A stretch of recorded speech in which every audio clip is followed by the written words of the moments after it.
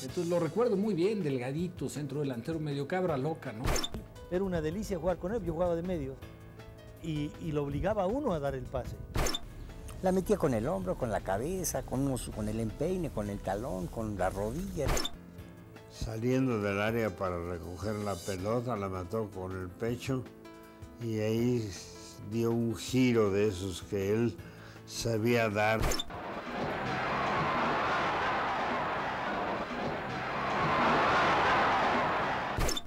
Y salgo con mi primer contrato de 400 pesotes mensuales.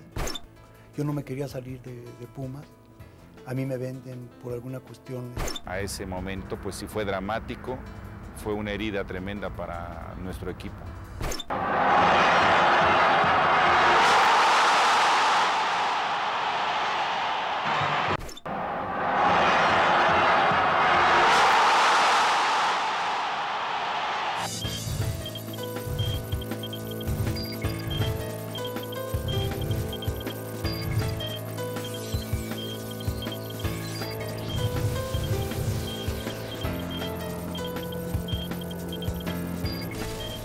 Chamaco Borja, Borjita, Borja Gol, el Cirano de los imposibles. Así le llamaban Enrique Borja, quien desde sus inicios en los Pumas hasta su retiro en el América, pasando por 3 mundiales, se convirtió en uno de los héroes goleadores de la fanaticada de nuestro gran deporte nacional, el fútbol.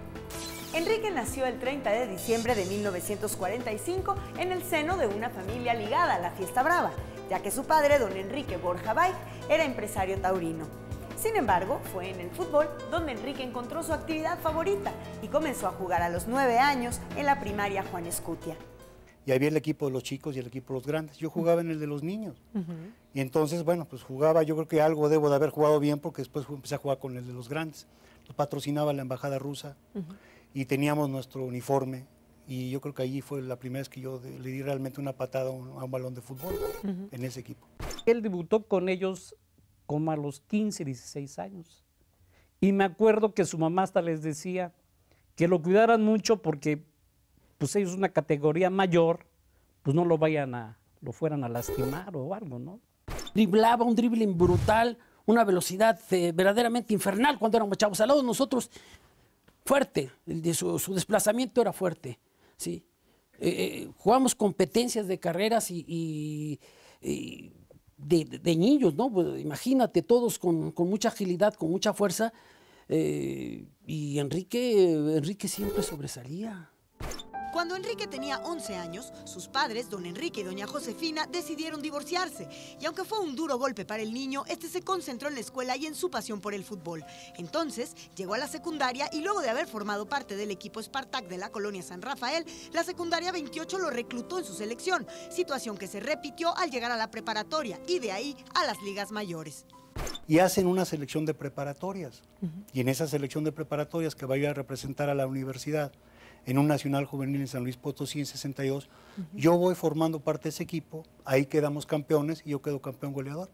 Él sobresalía y nos constaba a todos como amigos y compañeros de él, que en todos los deportes, todos, era el que más sobresalía.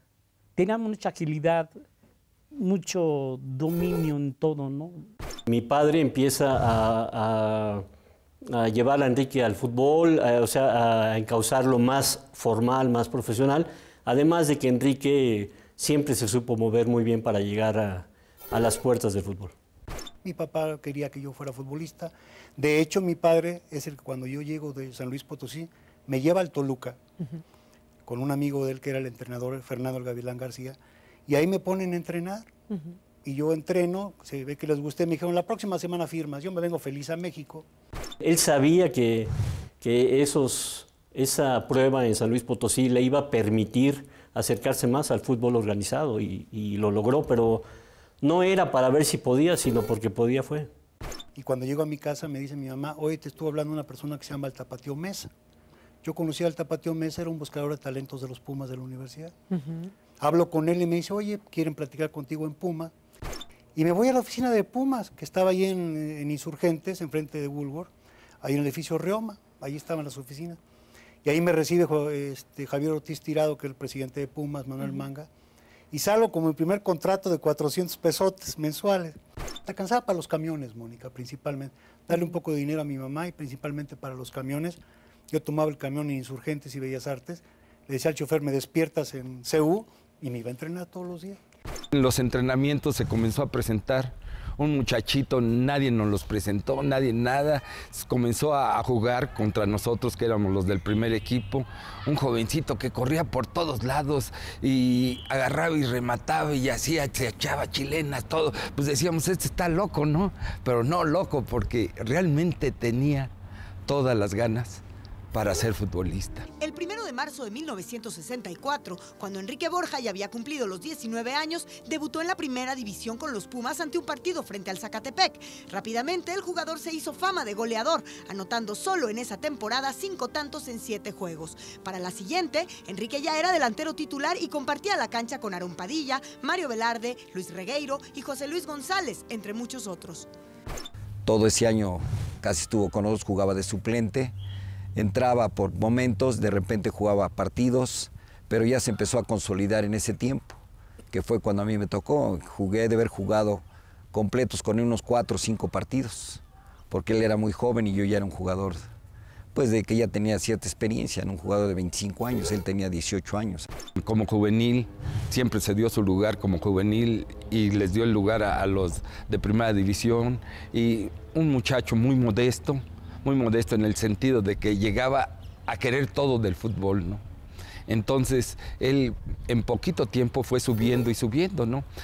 Daba la impresión de que jugaba al revés y hacía sus goles.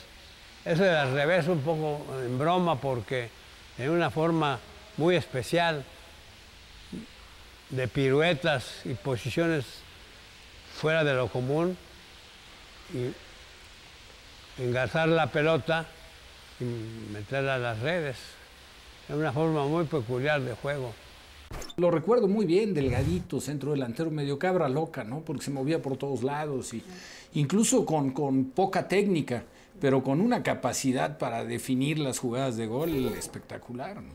Cuando a mí me tocaba jugar con él, era una delicia jugar con él. Yo jugaba de medio y lo obligaba a uno a dar el pase. O sea, la mostración dentro de la cancha que hacía, pues realmente ni rivales, porque pues pasaba a 2 metros de ellos normalmente. Esa era la picardía de Enrique. Se anticipaba muy bien a las jugadas, pensaba antes que los demás, salía antes a desmarcarse y además intentaba todas. La metía con el hombro, con la cabeza, con el empeine, con el talón, con la rodilla, y era muy polifuncional en sus remates. Enrique comenzaba a desarrollar con la cabeza, cómo jugaba, ¿no? Con la cabeza, pero le pegaba tan fuerte como si le estuviera pegando con el pie. En una de esas remató mi hermano Enrique con tal fuerza con la cabeza fuera del área que le pegó a Raúl Cárdenas en la cara y lo noqueó. Y entonces recuerdo que me dijo él que quién le había pegado en la cara a él, si le habían dado un puñetazo o qué, ¿no? Un día le hizo un gol al Monterrey, saliendo del área para recoger la pelota, la mató con el pecho y ahí dio un giro de esos que él sabía dar, lleno de emoción, y metió uno de los goles que eran imposibles. Creo que ahí se me ocurrió llamarle el Cirano de los goles imposibles. En ese momento, el nuevo Cirano de los imposibles tomó la decisión de abandonar los estudios para dedicarse de lleno a su vocación como futbolista. Y pronto, Ignacio Treyes, entonces entrenador nacional, puso los ojos en el goleador Puma para integrarlo a las filas de la selección mexicana y llevárselo al Mundial de 1966 en Inglaterra. No tenía su forma de jugar, era la que se necesitaba en la selección. No había que hacer más que lo que hacía en la universidad. ¿Quién te dice te vas al Mundial del 66? Quiero decirte que la primera vez, curiosamente, nos enteramos por el radio, Aarón y yo. Nos enteramos porque estábamos prendiendo el radio. Ya después nos avisan en Pumas. Al llegar a la selección nacional y participar en el Mundial del 66, pues como que se nos dieron malas cosas y obviamente que Enrique creció enormemente. Hay una anécdota que la platico porque me pareció increíble, ¿no? Con una total falta de educación por parte de un defensor de la selección griega. Cuando llegamos al partido, después de la ceremonia de los himnos, iba a iniciar el partido. Bueno, se dio inicio y en el primer acercamiento que tuvo con el defensa central, Enrique llegó a darle la mano y en inglés le dijo good luck, y este lo recibió con un escupitajo en la cara, ¿no? O sea, situaciones que no son muy comunes afortunadamente dentro del fútbol, pero que a Enrique le sucedió. Fue un poco la intención de amedrentarlo. Fue un partido que se ganó 1-0 y si mal no recuerdo, Enrique hizo el gol. El alto rendimiento de Enrique Borja dentro de la selección mexicana en el Mundial de Inglaterra 66 lo convirtió en el nuevo ídolo del balompié en nuestro país.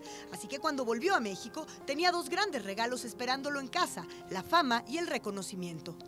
Cuando eres seleccionado, pues ¿qué sientes? Te empiezan a conocer, te empiezan a pedir autógrafos, ves que empiezas a salir en un periódico, ves que llegas a tu casa con tus amigos y te hacen un recibimiento hermoso. Es cuando saco mi muñequito de fútbol, un Borjita, luego te lo enseño. Sí. Y empezamos a promocionar y saco la revista de las aventuras de Borjita.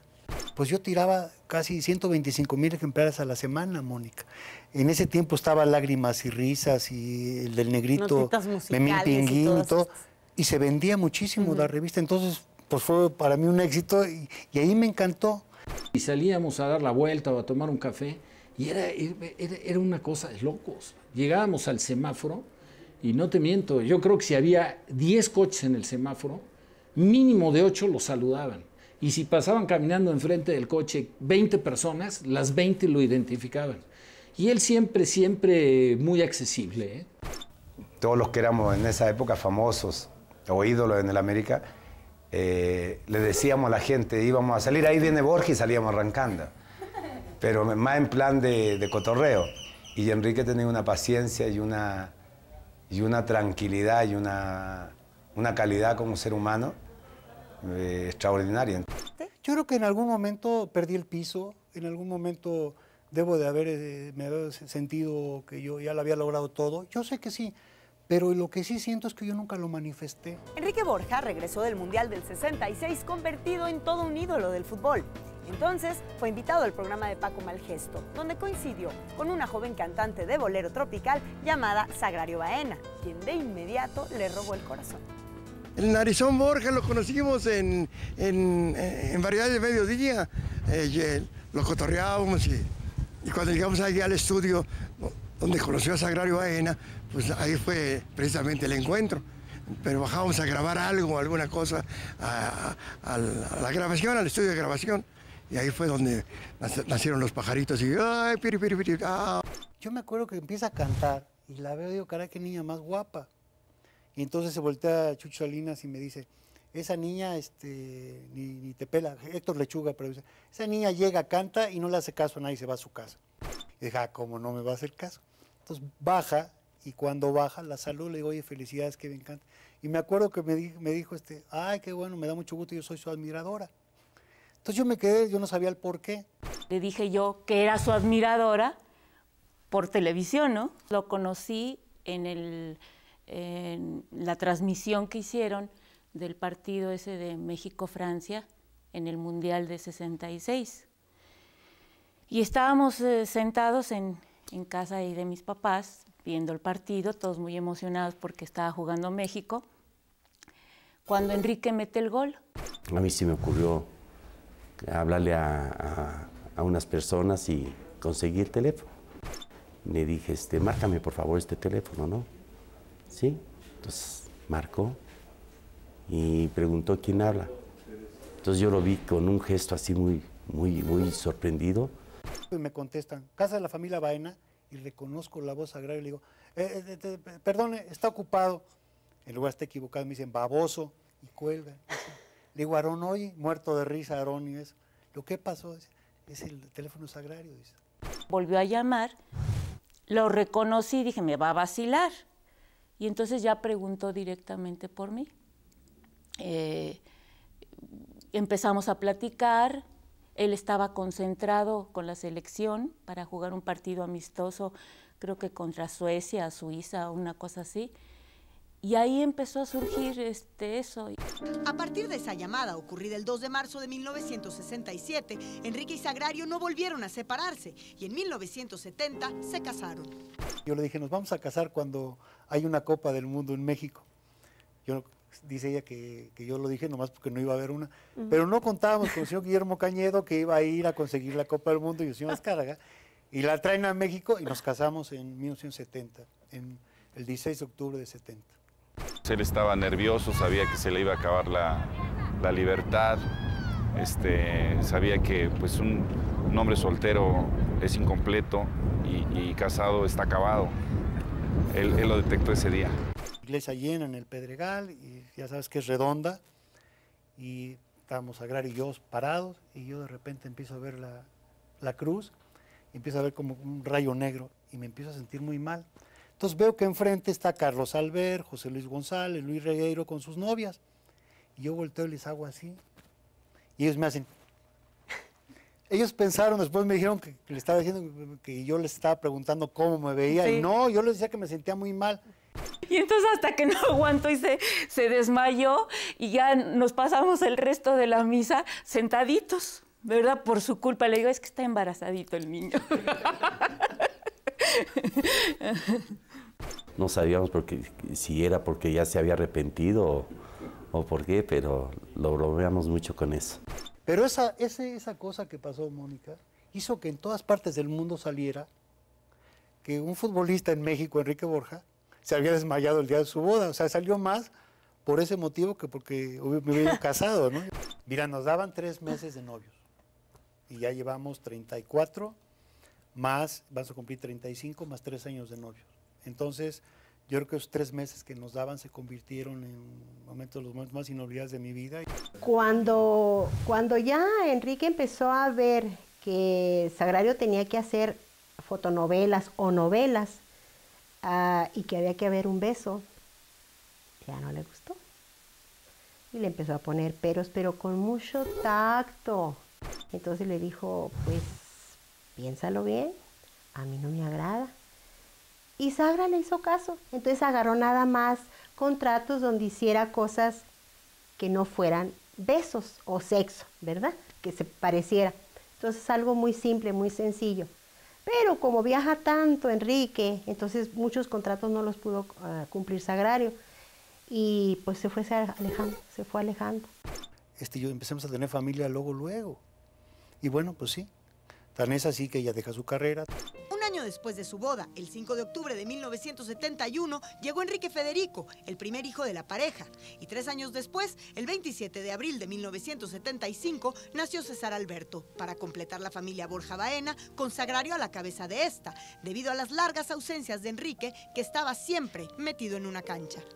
Agarraba una foto mía y les decía, este es tu papá, porque de alguna manera mucha gente le decían ellos, vacilando, no papá. Entonces sí, era en el tiempo donde viajábamos mucho. Le decían papá al policía de la entrada, entonces dije, no, pues tampoco. Entonces, sí, pasé Navidades, Años Nuevos, aniversarios, fechas importantes entre nosotros, pues primero solita antes de que naciera mi hijo. Pero sí estaba, trataba de estar con nosotros, ¿no? Tanto con mi hermano como conmigo. Y luego, pues ya estando tanto en Necaxa a veces y en Tigres y Federación, viajaba muchísimo, ¿no? Pero yo te puedo decir, o sea, honestamente, que si hubo esa ausencia, yo creo que también ahí mi mamá se encargó mucho de que no la sintiéramos de esa manera, ¿no? ¿Y tus hijos alguna vez encontraron la manera, por muy chiquitos que estuvieran, de reclamarle a su papá su ausencia? No, nunca. Yo creo que yo a mis hijos en ese aspecto, yo creo que la parte de educación de Sagrario y mía, y cómo nos llevamos hasta la fecha, yo creo que nunca hicieron un análisis de tiempo, poco o mucho, lo que fuera. Realmente afectar, pues no es que me haya afectado, porque te digo, somos muy unidos. Y aunque no estemos físicamente, pues estamos en espíritu, o luego pues, también por teléfono, ¿no? Y sabe perfectamente que estamos espérame, que estamos muy unidos, ¿no? Yo lo único que tengo de recuerdo de mi padre, todo lo que fue mi niñez y todo lo que fue mi infancia, es puros momentos muy bonitos, ¿no? Nunca, no te podría decir que tengo siquiera una queja de la ausencia de mi papá. Al regresar, traición Puma. Enrique Borja es vendido al América. Un escándalo nacional en el que Borja quiere renunciar al fútbol y donde tiene que intervenir el mismísimo presidente de la República. Enrique jugó en los Pumas en Primera División desde 1962. Para ellos, anotó 36 goles en 2 temporadas. Pero negocios son negocios. Y en 1969, el futbolista fue vendido por los ejecutivos de su equipo, ni más ni menos que a su principal contrincante, el equipo del América. Hecho que enfureció no solo a la afición, sino a Borja, quien amenazó con dejar el fútbol, en lo que fue un escándalo nacional en el que el mismo presidente de la República, Gustavo Díaz Ordaz, intervino. Yo no me quería salir de Pumas. A mí me venden por alguna cuestión, el doctor, en paz descanse, Andrade Pradillo, sus motivos habrá tenido, pero yo no me entero de que me habían vendido a Pumas hasta que me invita el señor Guillermo Cañedo, me invita a comer ahí al Hoyo 19, y cuando terminamos de comer yo llevaba muy buena amistad con él, desde la Copa del Mundo. Me enseña un papel, lo abro, y era mi contrato firmado. Y yo en la mañana había estado con el presidente de los Pumas. ¿Pero ahí tu firma no valía o qué? En ese tiempo no, Mónica. Precisamente por eso, yo cuando veo eso, es cuando saco yo lo de que yo no soy un costal de papas, para que me vendan. Pero fui el primero en enterarme. Cuando él venía a hacer la operación, me invitó a desayunar y ahí me informó. Y como se trataba de quién se trataba, pues no había que poner ningún pero, al contrario. ¿Qué más quiere un técnico que le den jugadores aptos y capaces para defender la divisa que él está representando en ese momento? Que me habló por teléfono el presidente Gustavo Díaz Ordaz.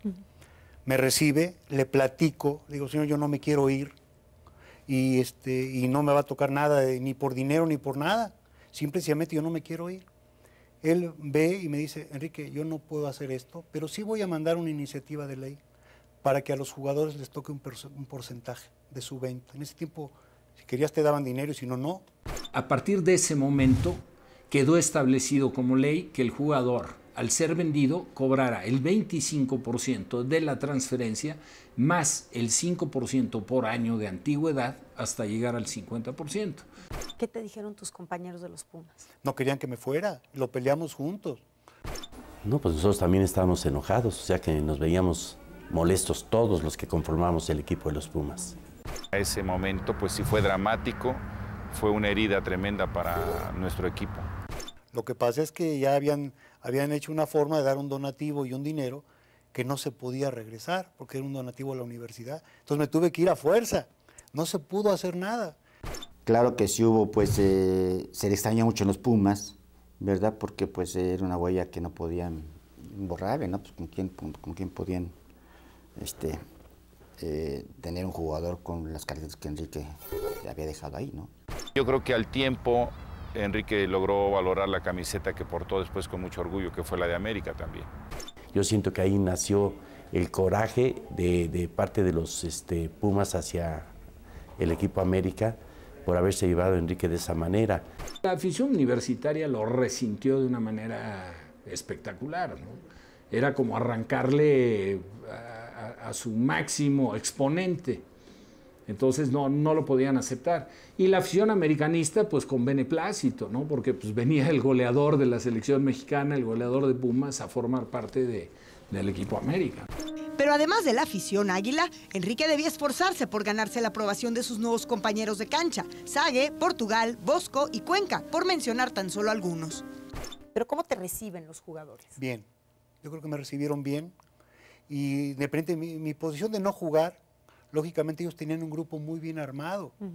Imagínate que llegue Enrique Borja ahí y a lo mejor va a entrar o por Sague, o por Moacir, o por alguno de los titulares de ellos, pues no creas que ahí no es cuestión de amistad, es cuestión de profesionalismo.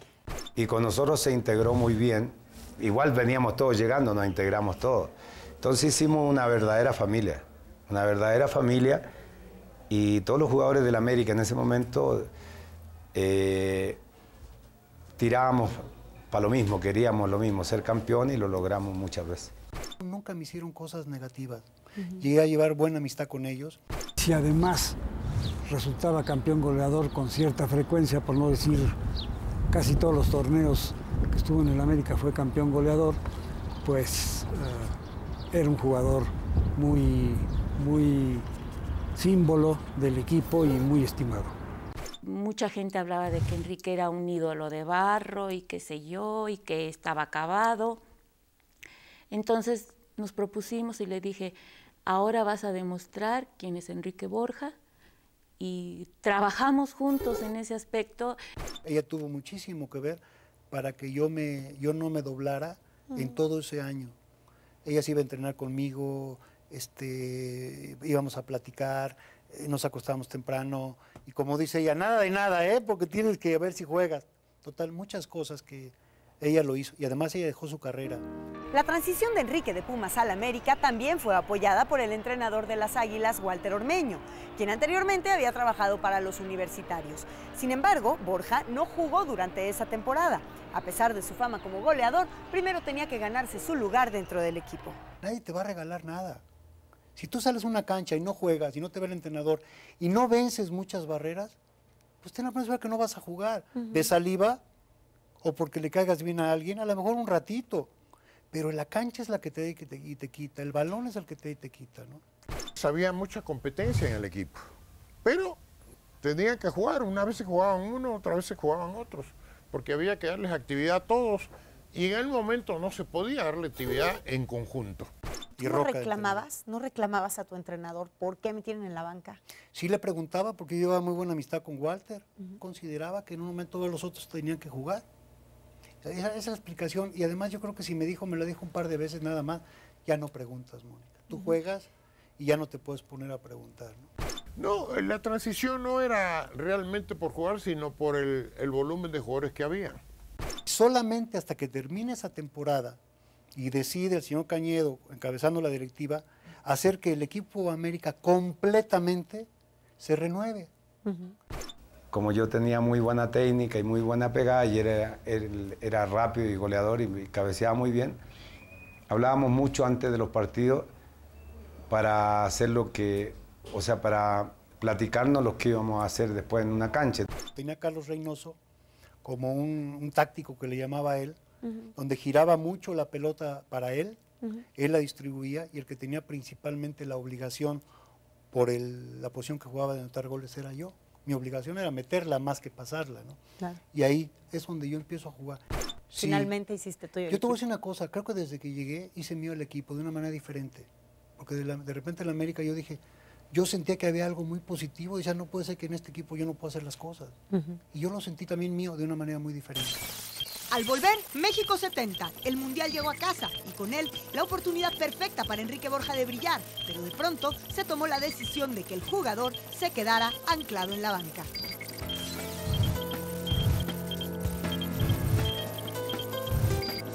La polémica en la que se vio envuelto Enrique Borja por su transferencia de los Pumas al América afectó sus posibilidades mundialistas en México 70. Raúl Cárdenas, director técnico de la selección nacional, no incluyó al delantero más prolífico de esos últimos años en la alineación titular. Enrique vio la mayoría de los juegos de nuestra selección contra la Unión Soviética y Bélgica desde la banca, mientras que contra El Salvador e Italia jugó tan solo un promedio de 30 minutos. Pero en ese momento sí tuve problemas con Raúl Cárdenas muy fuertes. Y no jugué. Por una cuestión comercial, de balones, de firma de jugadores y todo, se complica la situación allá de esa manera y culmina en que yo no juego. Borja llegó a ser tan famoso también que no faltaron firmas comerciales pues que lo jalaran para que, pagándole, lo hiciera anuncios comerciales. Y entonces, alrededor de eso, hubo un problema porque, según yo de lo que me acuerdo, Borja no jugó unos partidos porque decía que estaba lastimado. Entonces yo vi que yo sentía que dónde se había lastimado y cómo, y le dije al doctor que así como una cosa normal, que lo viera como una cosa normal, sin decirle que lo iba a revisar, como a todos, y que me dijera si veía que tenía algo. Y el doctor me dijo que no le veía nada. Y Borja no jugaba porque él decía que estaba lastimado. y ahí tuvimos un roce fuerte por eso. Era una refresquera, él firmó un contrato muy importante y había otros intereses con la selección. Había otros intereses porque estaba de por medio otra refresquera y entonces pues lo más fácil era agarrar y sentarlo y hacerle la vida pesada. Pero no lo lograron.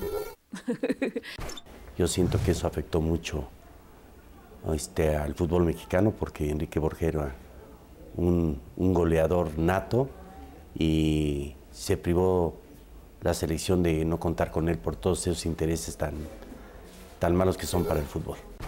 Me parece que fueron de lo más injustos con él, porque Enrique era sin duda era el mejor centrodelantero que tenía el fútbol mexicano. Y ahí se apostó por poner a Javier Valdivia, que era el centrodelantero de las Chivas, un jugador de un corte totalmente distinto al de Enrique. Que te da un coraje, pero es una mezcla de coraje por lo que te está pasando a ti y de deseos que jueguen y ganen tus compañeros. Yo nunca tuve ese tipo de envidia, de que ya ojalá les vaya mal a la gente. Y que No, pero tal vez sí el sentimiento de cómo no hizo esto, yo lo hubiera hecho, yo hubiera metido el gol, yo... Claro, y yo creo que una gente que no juega, sería absurdo pensar que no estás pensando en que tú podías haberlo hecho mejor que el que está. Pues podía haber mejorado ese sexto lugar a lo mejor, porque como quiera que sea, pues Borja representaba un peligro para la meta contraria. Era goleador y estaba, pues, para estar en la selección, estaba en momento, pero pues, todo ese tipo de cosas como que pues, ensombrecieron esa relación y a mí no me gustó eso y por eso es que pues lo dejaba yo, lo hacía yo a un lado, ¿no? ¿Y qué querías hacer a manera de revancha? Jugar. ¿A manera de revancha? Sí, nada más, jugar. Y cuando jugara, poder meter goles y volver. Yo entendí que mi posición y como yo sentía el fútbol era meter goles. Y si yo metía goles, sabía que las cosas cambian. ¿Por qué? Porque al fin y al cabo es la finalidad de este deporte, meter goles. Luego de lo frustrante que resultó para Enrique Borja el Mundial de México 70, llegaron para él tiempos inmejorables en el fútbol, con los llamados millonetas del América. El jugador se convirtió en campeón de goleo en 3 temporadas consecutivas. Ganó con las Águilas el título de Liga de la temporada 70-71, el subcampeonato de la 71-72 y el torneo de Copa de 73-74. Pero antes de que llegara el Mundial de Argentina 78, Borja decidió retirarse. Yo me quería retirar en la Copa del Mundo 78 en Argentina, pero ya había algunos problemas, había habido algunos problemas en ese tiempo con el entrenador que era José Antonio Roca, de que me seleccionara o no. Se entera en un programa de radio que el entrenador en ese entonces, perdón, el entrenador en ese entonces de la selección no lo iba a volver a tomar en cuenta. ¿Hubo algún momento en el que existiera algún roce entre usted y Enrique Borja? No, que yo recuerde, no. Hasta la fecha nos vemos y nos mostramos el afecto que por lo menos yo le tengo. Entonces yo dije, si me voy a retirar en 78, se va a crear otra gran polémica. Borja entra a la selección o no entra y otro. Voy a afectar a la selección nacional y a todo lo que conlleva el fútbol, incluyéndome a mí. Entonces dijo, ya, ¿para qué? No tengo nada que hacer ya. Entonces eso fue lo que lo decidió retirarse a los 31 años. Fue muy difícil. Creo que por ahí la historia dice que tuvo un conflicto con alguien ahí y eso obligó a su retiro, porque Enrique, en mi opinión, se retiró antes de que debe haberse retirado, ¿no? Tenía mucho que enseñar y mucho que seguir anotando. Yo siempre lo vi entusiasta, siempre entrenaba muy bien, siempre dispuesto, una gran actitud, dispuesto para entrenar, con el deseo siempre de jugar. Lo que sí también vi que ya al final de su carrera, como que lo aquejaban mucho las lesiones.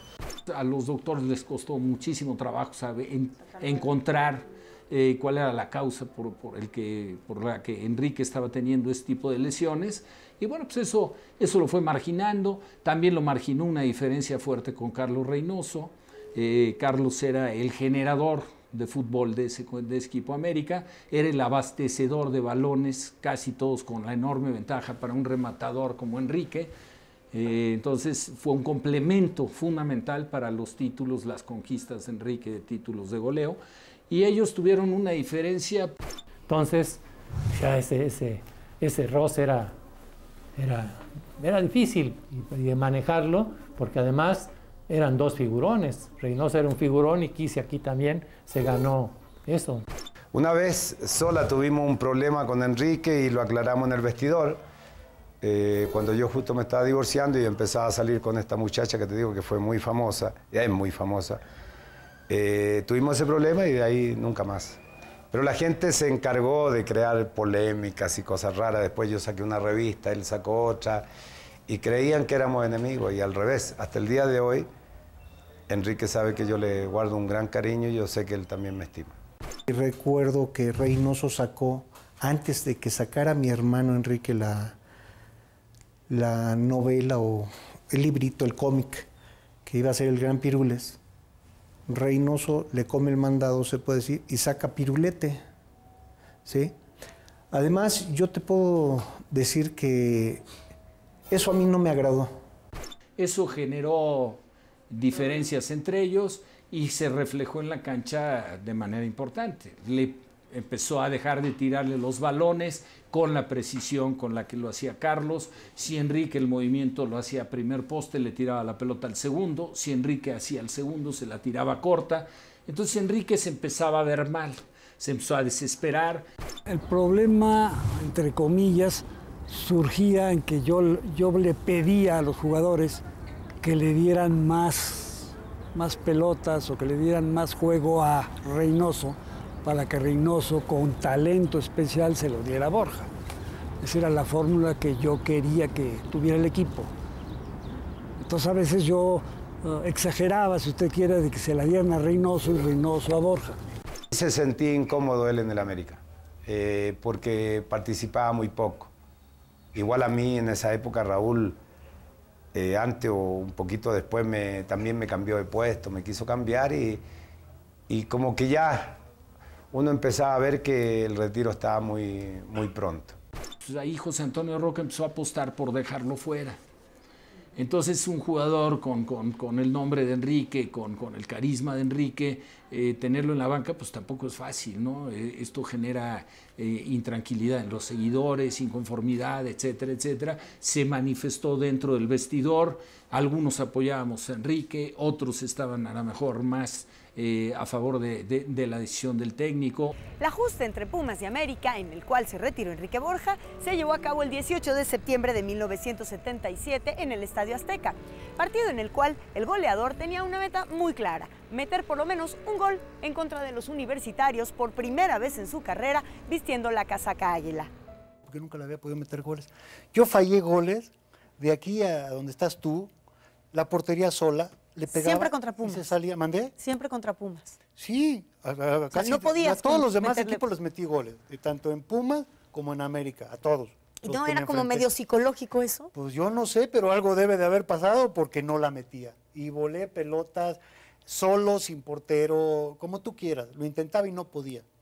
Cuando no nos hacía goles, una rareza, porque Enrique siempre sí fue muy capaz en los goles. Y en la despedida de Enrique nos anotó gol, entonces estaba feliz. Yo meto un gol al minuto 1. Entonces jugué prácticamente todo el primer tiempo. Casi no me metí al vestidor más que un ratito, porque fue en hombros y todo lo que tú quieras, salgo y juego casi al segundo tiempo, todo completo, no me sacan. Entonces ya, faltando creo que 10 minutos salgo. Pero yo me preparé para eso. Yo todavía no me sentaba en el palco, no me acababa yo de comer. Cuando gol de Enrique, dices, pues qué onda, padrísimo, ¿no? Metió 3 goles ese día y los metió al estilo de un Cirano de sueños imposibles. Uno lo metió con la espinilla, el otro con la cadera, en fin, metía goles que fascinaban a la gente y que quedan ahí como un recuerdo de un delantero que podía hacer verdaderos prodigios. Era un Cirano. Todo lo que sucedió en ese partido fue hermosísimo. Estadio lleno, 2 goles, salgo con mi hijo César en los brazos, con mi hijo Enrique en otra mano, con 20 niños o más. Cuando él termina el partido, agarra el balón y empieza a dar la vuelta olímpica y que toda la gente parada, aplaudiéndole, gritando que por qué te vas, es que todavía querían que se quedara ciertas cosas. Mi hermano con lágrimas y todo eso, empezaron a tocar una canción que le habían hecho, él estaba feliz. Recién retirado de las canchas, Enrique Borja recibió una oportunidad de involucrarse en diferentes proyectos dentro de Televisa, en áreas como ventas y comunicación. Sin embargo, el fútbol era su destino, un destino que lo perseguía desde fuera de las canchas hacia puestos directivos. Entonces, fue nombrado vicepresidente del Club América, quedando a cargo de su escuela de fútbol. Después, se fue a radicar un año a Estados Unidos como presidente de los Aztecas, un equipo que tenía Televisa en Los Ángeles, California, pero se desintegró y Enrique volvió a México, pero ahora para trabajar como ejecutivo de una compañía disquera, ya que a principios de los 80s fue nombrado vicepresidente de discos y cintas Melody. Tenía muchos artistas, entre ellos creo que de los más conocidos era Rigo Tobar y los Bukis y ya no sé cuántos más grupos importantísimos todos, ¿no? Y entre ellos en ese staff también estaba Álvaro. Y ahí empiezo a desarrollarme, a grabar junto con Nacho, a hablar con los artistas, a ver que si era Nita Nazario, que si era Laureano Brizuela, que si era Sombrero Verde, en fin, cantidad de artistas y empiezo a conocer ese medio. Tiempo después, con su amigo de la universidad, Isaac Chertovsky, surgió la idea de realizar un proyecto llamado Valores Juveniles, que durante 15 años funcionó con gran éxito. Pero en 1993, el fútbol volvió a tocar a su puerta y Enrique fue nombrado presidente del equipo del Necaxa, donde se desempeñó por 9 años. Logramos formar prácticamente, de acuerdo a lo que quería la empresa, un equipo de fútbol que logró llamarse el equipo de la década. Y obviamente, como buen jugador que había sido, sabía las carencias de los jugadores y sabía también lo que necesitaba el jugador. Yo siento que se me daba porque yo lo viví. Entonces a mí muchas cosas que no me gustaron las traté de cambiar. A ese Necaxa lo desmantelaban y Enrique lo volvió a armar, le mandaban jugadores de castigo y ahí tuvo a jugadores castigados como Cuauhtémoc Blanco y como Luis García y lo volvía a campeonar al equipo. Chéquense esos 9 años de Necaxa, es la mejor época de Necaxa, incluyendo la de ahora. Al regresar, Enrique Borja vive en carne propia el sufrimiento y la frustración derivadas de la inseguridad social, al recibir la noticia de que sus hijos habían sido secuestrados. Ser una figura reconocida y exitosa a nivel nacional e internacional no solo atrae la admiración del público fanático, sino también de los criminales en busca de hacer dinero fácil a costa del trabajo y el esfuerzo del prójimo. Esto fue lo que le sucedió a Enrique Borja cuando sus hijos fueron secuestrados en 2 diferentes ocasiones. La última de ellas cuando se encontraba fuera del país como parte del comité organizador de la Copa del Mundo Corea-Japón 2002. Tuvieron un par de secuestros express, fue muy difícil. ¿Cómo estuvo eso? Lo que pasa es que en el primero sí nos toca a Sagrario y a mí. Gracias a Dios dejan libre a Enrique y nos habla y pasamos por él. Ni siquiera pidieron nada, simple y sencillamente lo tuvieron un tiempo a él, le quitaron lo que tenía, nos quitaron la camioneta que teníamos y gracias a Dios no pasó a mayores. Entonces me trajeron dando vueltas y ya sabes, me bajan y me dicen no voltees porque si no si volteas te plomeo, mano, ahí te quedas. Y me dieron una agenda que no la necesitaban. Y yo todavía les digo, bueno, pues gracias. ¿Terminaste hablando con estos locos de fútbol? ¿Terminas hablando de fútbol? Y sabiendo, y te contaban lo que iban a hacer y no sé qué. Y dices, ay, en la torre. Y bendito sea Dios que no sucedió nada. Pero sí, el susto, o sea, se te queda aquí, se te va a quedar grabado siempre, toda la vida aquí. Y en el caso de César también, tuvo un secuestro express, yo estaba en Corea, le toca toda esa parte difícil a Sagrario. Me hablaron a mí al celular, entonces mi papá estaba en Corea, mi mamá pues no sé dónde andaba en ese momento, entonces me hablan a mí, entonces imagínate cuando me dicen, oye, que secuestraron a tu hermano, uf, no, pues imagínate cómo me puse. Cuando me lo dijeron, inmediatamente tomé medidas en el asunto.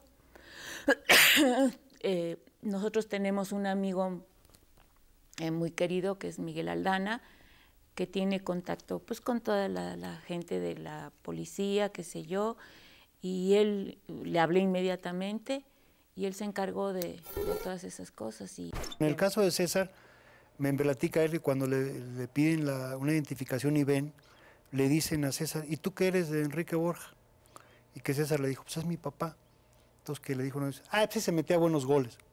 Dice que se empezaron a portar un poquito más Bien, lo único que se fue, entraron a una tienda de Costco y entraron con él y compró con la tarjeta unas computadoras y ya, y lo dejaron. La verdad fue difícil, es una de las cosas que uno no quisiera pasar. Y y bueno, pues gracias a Dios las cosas acabaron, pues de lo que se puede decir, bien. Superado este difícil trance, el día de hoy Enrique Borja y Sagrario, su esposa, continúan su vida, dedicados a diferentes actividades, como lo son un proyecto para el Mundial en la televisión, una compañía de publicidad llamada Javor y la vicepresidencia de las Olimpiadas Especiales. Además, el exfutbolista da asesoría a jugadores y técnicos de fútbol, imparte conferencias y es miembro activo del patronato de los Pumas. Vaya forma de mantenerse ocupado. Un verdadero ejemplo para todos los futbolistas, no solo de México, sino del mundo, de que sí existe la vida fuera de la cancha. Yo soy Mónica Garza, les agradezco mucho habernos acompañado. Nos vemos la próxima semana con más historias engarzadas. Muy buenas noches. Soy un agradecido de la vida, soy un agradecido de Dios que me dio la oportunidad de estar en actividades de deportista, poder dejar una pequeña o grande huella. Después en mi vida personal, tener la compañía de Sagrario todavía con mi esposa, tener mis hijos, tener mis nietos. Enrique Borja sigue siendo lo mismo dentro, fuera de la cancha, con las mismas soluciones y los mismos retos y espero que con la misma fortaleza para hacerlo, sin perder la fe. Borja anota el primer gol de la mañana. Fácil, sí, pero había que estar allí en el momento preciso.